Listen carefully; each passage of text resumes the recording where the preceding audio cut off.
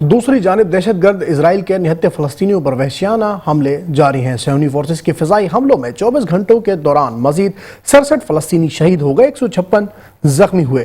غذائی قلت کے باعث مزید ایک فلسطینی جان کی بازی ہار گیا۔ غزہ میں شہداء کی مجموعی تعداد 67,139 تک پہنچ گئی۔ 1,69,583 فلسطینی زخمی ہو چکے ہیں۔ اسرائیل نے فلسطینی فٹ بال فیڈریشن کے ہیڈ کوارٹرز پر حملہ کیا، جس کے باعث متعدد افراد زخمی ہو چکے۔ دہشت گرد اسرائیل کے نہتے فلسطینیوں پر وحشیانہ حملے جاری ہیں۔ صہیونی فورسز کے فضائی حملوں میں 24 گھنٹوں کے دوران مزید 67 فلسطینی شہید ہو گئے، جبکہ 156 زخمی ہوئے۔ غذائی قلت کے باعث مزید ایک فلسطینی جان کی بازی ہار گیا۔ غزہ میں شہداء کی مجموعی تعداد 67,139 تک پہنچ چکی ہے۔